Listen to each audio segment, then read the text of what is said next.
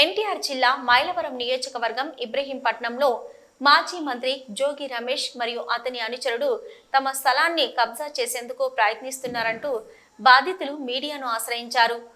జోగి రమేష్ మరియు అనుచరులు కబ్జాకు ప్రయత్నిస్తున్నారని గతంలో పలుమార్లు పోలీస్ స్టేషన్ చుట్టూ, కలెక్టర్ ఆఫీసుల చుట్టూ, కమిషనర్ ఆఫీసుల చుట్టూ తిరిగినా కూడా ఎవరూ పట్టించుకోలేదని, అధికార బలంతో వ్యవస్థలను మేనేజ్ చేస్తూ ఇదేంటని ప్రశ్నించిన వారిపై దాడులకు కూడా వెనకడ్డం లేదని బాధితులు వాపోయారు.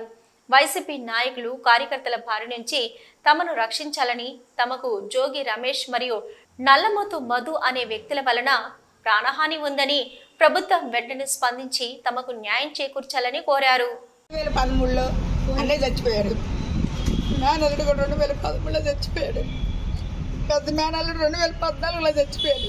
ఒక అమ్మాయిని ప్రేమించుకొని పెళ్లి చేసుకున్నందుకు, నల్లమోతు మధు మేనగోడని పెళ్లి చేసుకున్నందుకు నా మేనల్లుడితో చచ్చిపోయాడు. నా అన్న చచ్చిపోయాడు. ఈ ఇంటి కోసం, ఈ స్థలం కోసం కబ్జా చేయాలని నల్లమోతు మధు అన్న చూసుకొని, జోగి రమేష్ అన్న చూసుకొని మున్సిపల్ ఆఫీసులో కంప్లైంట్ ఇచ్చినా కంప్లైంట్ తీసుకోవట్లేదు, పోలీస్ స్టేషన్లో కంప్లైంట్ ఇచ్చినా కంప్లైంట్ తీసుకోవట్లేదు. మమ్మల్ని ఏం చేయాలనుకుంటున్నారు? మమ్మల్ని కూడా చచ్చిపోమంటారా? మాకేం అందలేదు. ఇది దిక్కులో నీ ముసలిదానికి కొడుకులు పోయారు, తండ్రి భర్త పోయాడు. దీనికి ఏం ఆధారం లేదు. కోడలుగా వచ్చింది ఆ పిల్ల, కోడలుగా వచ్చినా సరే మేము డబ్బులు ఇస్తానన్నాం. అమ్మ ఆ పిల్లలు కూడా ఇస్తామమ్మా, మేము అన్యాయం చేయమమ్మా, ఆ పిల్లలు కూడా మేము ఇస్తామని చెప్పారు సార్.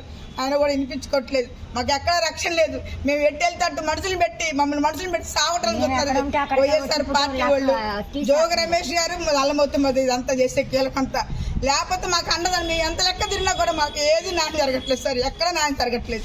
మమ్మల్ని ఏం చేయమంటారు? మీరే మాకు న్యాయం చేసి పెట్టండి. జోగి రమేష్ గారు అండంది, నల్లమోతు మధు అండంది. ఈ స్థలానికి, ఈ కబ్జాకి మమ్మల్ని కూడా చంపడానికి ప్లాన్ చేస్తున్నారు సార్. మేము ఏ సమయంలో ఏమైందో మాకు తెలీదు. ఈ ఇల్లు కావాలనే కట్టించి, దగ్గరుండి కట్టించి, నైట్ దొంగతనంగా కట్టాల్సిన కరమేంటి? నువ్వు రేటికి వచ్చానంటున్నావు కదా, నువ్వు ఇంటికి కోడాలంటున్నావు కదా, నువ్వు కూడా తీసుకోమంటున్నావు. ఇద్దరం ఫ్యామిలీలు, నా భర్త చచ్చిపోయాడు, కొడుకులు చచ్చిపోయారమ్మా, నేను నీ పక్కన ఉండలేనమ్మా, నాకు ఎంత కొంత డబ్బులు ఇచ్చేయమ్మా, నాకు నువ్వు సగం తీసుకుని నాకు సగం డబ్బులు అంటే అట్టా ఒప్పుకోట్లా. నేను ఖాళీ చేయను, మీరు ఏం చేసుకుంటారో చేసుకోండి. వాళ్ళు వైసీపీ వాళ్ళు చేస్తున్నారు పని. వాళ్ళకి వైసీపీ వాళ్ళు అండ ఉండారు. నల్లమోతు మధు, జోగి రమేష్ గారు అండ ఉండారు. వైసీపీ వాళ్ళు పార్టీ వాళ్ళు ఇదంతా చేయించేది. వైసీపీ ఫస్ట్ నుంచి ఇదే వాళ్ళే. వైసీపీ పార్టీ వాళ్ళు నల్లమోతు మధు అర్థం లేనిది, వైసీపీ వాళ్ళు అర్థం లేనిది, జోగి రమేష్ అర్థం లేనిది ఏం జరగదు ఇక్కడ. అన్నీ వాళ్ళదే పక్క. ఏ విషయంలో వాళ్ళే, ప్రతి ఒక్క విషయంలో వాళ్ళే. మేముంది, నేను ఒక్క ఆడపిల్లని, మా అమ్మకి 2 ఆడపిల్లలు ఉండే. మా అమ్మ చచ్చిపోయింది, మా నాన్న చచ్చిపోయిండు. మేము ఇక్కడే పెరిగి, ఇక్కడే పుట్టాం, ఇక్కడే పెరిగాం. ఏనాడు కూడా మేము దౌర్జన్యం ఇది మేము ఆక్రమించుకోలేదు. నేను అన్న, అమ్మ నీకు ఆడపిల్లలు ఉంటే నువ్వు తీసుకో, నీకు కూడా ఇస్తాం.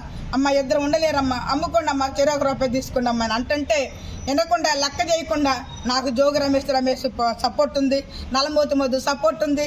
నేను ఏమైనా చేయగలను, సముద్రాల్ని నేను ఏదైనా చేయగలుగుతాను నన్ను నట్టి చేస్తుంది. ఆమె మమ్మల్ని చంపడానికి కూడా సిద్ధపడుతున్నారు. మమ్మల్ని మేము ఎట్టి పోవాలన్నా మాకు రక్షణ లేదు. మాకు రక్షణ కల్పించాలి. మాకు ఈ స్థలంలో మాకు కావాలి. మాకు ఈ స్థలం, ఈ పిల్ల ముసలిదే, భర్త చచ్చిపోయింది, వయసు పిల్లలు, మగ పిల్లలు చచ్చిపోయారు.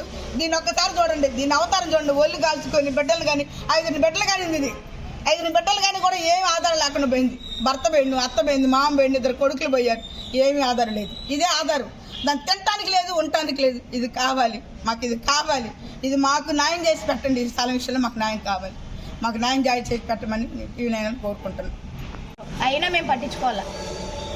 మాట్లాడితే నాకే హక్కు, నాకే 2 పిల్లలు ఉన్నారని మాట్లాడతాం. ఏం భర్త చనిపోయాడు, కొడుకులు చనిపోయారు, కడుపు కాలు ఉన్నది. ఏంటి 1 సంవత్సరం కాదు, 2 సంవత్సరాలు కాదు, 13 సంవత్సరాల నుండి తిరుగుతున్నాం. ఆమెకే కావాలంట. ఆపమన్నాం, ఆపాలగా ఆపుకొని రేతులు పెట్టేసేసింది. ఇగో ఇంట్లో ఎల్లుంగు కూడా పెట్టించారు. ఇదిగోండి నా తండ్రి చనిపోయిన సర్టిఫికేటు, ఆధార్ కార్డు. కానీ వాలంటరీ వాళ్ళకి కూడా బెదిరిపించి పింఛన్ కూడా ఆపేపించారు. పింఛన్ కూడా రానికుండా చేసింది. పింఛన్ ఆపేపించారు. ఏమిటి గవర్నమెంట్ నుండి సెలవు రాలేదు, ఏమీ లేదు. ఆపేసేసింది. అలా ఆధార్ కార్డు కొట్టుకోండి. వాళ్ళకి ఎక్కడ లేదు, సెంటు భూమి కూడా లేదు. గవర్నమెంట్ ద్వారా కూడా రానిలేదు. మాకు ఎక్కడ చూసుకోండి. ఇద్దప్ప నుంచి ఏం చేసాం మేము? నేను సైలెంట్ ఉంటామేనా మేము చేసింది? ఇలాంటి వాళ్ళకి రక్షణ ఉండదు. ఇలాంటి వాళ్ళు మట్టిలో కలిసిపోవాలి. ఎంతకన్నా డబ్బు ఉన్నదని ఇలా చేసుకుంటూ కూర్చుంటారు. తినేవాళ్ళే వైసీపీ పార్టీ ఉన్నానే కదా, మీరు ఇలా న్యాయంగా ఉన్నాడు. బతకలేడు భూమి మీద బెదిరించుకొని బతుకుతాడు. నా తెలంగాణ నాకు కానీ అక్కడ తలం కూడా లేదు. నాకు మమ్మల్ని తీసుకోండి, లేదంటే మాకు న్యాయం అన్నా చెయ్యండి. మాకు ఎక్కడ లేదు. మేము కోరుకుంటున్నాం కూడా. ఎన్నాళ్ళు లోపు పట్టామండి, ఎక్కడ తిరిగామండి. నువ్వు వచ్చి ఉండు అంటే ఇప్పుడు కనపడింది అక్కడ కూడా వెళ్ళానండి. ఇప్పుడు కనపడిందా 3 సంవత్సరాల నుండి మంగళగిరి కూడా వెళ్ళాను నేను ఈ స్థలం విషయంలో. ఇంతవరకు ఆ అమ్మాయి కూడా అడ్డం జరగల. నేను రూపాయి ఆశించలేదు, నన్ను ఎంత బూతులు తిట్టింది ఆ పిల్ల. అది చెప్తాను నీకు, ఇది మేము చెప్తాను ఎదురుకుంటే కాడికెళ్ళి పుట్టలు తీయాల్సిన కర్మ ఏందండి? మేము కనుపల్లి వెళ్ళాము, నీకు అంత కర్మ ఏంటి? నువ్వు వేరే ఎవరంటే అతను, ఆడుకొచ్చాము. అన్న చచ్చిపోయిన 6 నెలలకే వేరే అతను పెళ్లి చేసుకున్నావా? మేము వచ్చి మేము వచ్చి మాట్లాడామా? నా